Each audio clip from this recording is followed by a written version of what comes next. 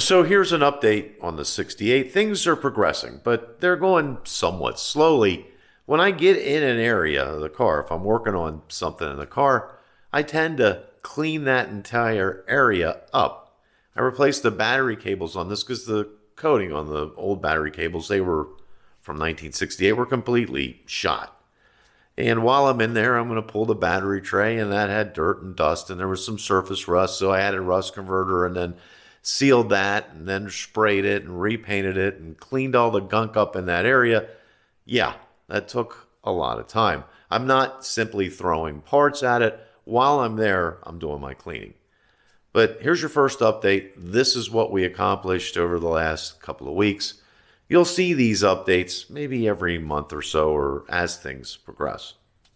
The first item I worked on was the floor of the car.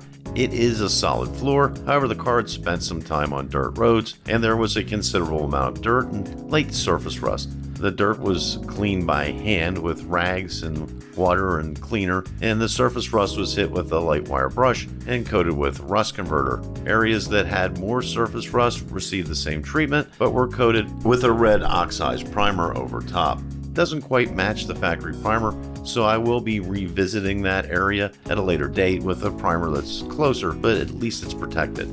Next, a section of the original fuel line was replaced. However, the remaining rubber sections seem to have been replaced by the previous owner, as was the fuel tank, sending unit, and fuel pump, so I should be fine with the fuel system. The sway bar links had the original bushings, and those were shot as well. Those were replaced, as was the boot on the power steering ram. There was a lot of dirt and grime in those areas, and that was attacked with a wire brush as well. At some point, the spring of power washer will be employed with a bristle brush to attack any of the remaining dirt on the car's undercarriage. I removed the wheels and cleaned those up and got the BF Goodrich radial TA race white letters cleaned up. How I did this is a topic of a video coming up on the channel in May. This is a really fast and easy method I've discovered, and they turned out really well. The wheel arch lips have some surface rust. This appears to have taken place due to small rocks chipping the surface and then the bare metal being exposed to the elements over the years. These were hit with a 240 grit sandpaper, a coating of rust converter, then a rust encapsulator made by Eastwood. I'm thinking this car could use some wheel lip guards in the future, as this would cover up the flaws and it would protect the paint against future stone chips. Then there's the engine compartment. The undersection of the hood had never been cleaned or waxed. There is surface rust there and 57 years of grime.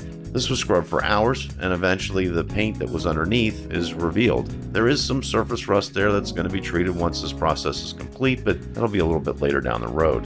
The battery cables were the originals, and the wire insulation was either brittle or missing. The battery was removed, and that reveals a battery tray that has 57 years of road grime and a lot of surface rust. It is removed, wire brushed, and treated with both rust converter and encapsulator, then painted in a low gloss black. That area of the engine compartment is bristle brushed and cleaned thoroughly. The original Autolite starter relay is wire brushed and cleaned up, as is the wire harness. New OEM style battery cables are installed, and this area of the car is cleaned up very well and put back together. Next, the windshield washer reservoir is removed, cleaned, and the mounting hardware is wire brushed. That area of the engine compartment is also cleaned and reassembled. Now, I'm not a fan of turn down exhaust tips. I don't really like the look, and they also bounce the sound of the exhaust to the ground and bounce it back up in the air. It makes the exhaust louder. This exhaust system's already too loud for me. I ordered straight tips and will weld those on once they arrive. However, the turn downs needed cut off first without cutting too far into the remaining pipe, and that's also completed. So there's your update. Things are moving along. They're slow. Cleaning work is tedious. There's a lot of grime in there that have accumulated over the 57 years of this car's existence. And when I'm in an area, I should address it while I'm there. Why not? I'm looking right at it. I might as well clean it up. If I didn't, I'd have to take those things apart again and just repeat the process. I did want to show you one thing here really quickly. I did have time to clay bar, polish, and shine the paint from the windshield back. I didn't do the front fenders of the hood just yet because I'm still working on the engine compartment, and there's a lot of work in there to do. I have plugs to install, plug wires, rotor. I do have a Protronics kit that's coming, and that'll be installed as well. But I think this paint turned out relatively well. Keeping in mind, of course, it's, the original paint. So there's some flaws here and there, but overall, pretty happy with the way this came out. And I think I'll get the same results when I do the hood and fenders. And just one more update before you go. The exhaust tips, yeah, they're installed. The thing is, I only got to tack them around 4 or 5 spots on each one before I ran out of welding gas. Then I remembered that a booger weld is still technically a weld, and if it's on the car, you're going to climb under there and look at it, well, that's on you. But here you can take a look at these things now. The good news is the sound level inside the passenger compartment is down considerably to the point of where I'm comfortable with this. I don't need to replace the flow masters. I'm just going to leave them on.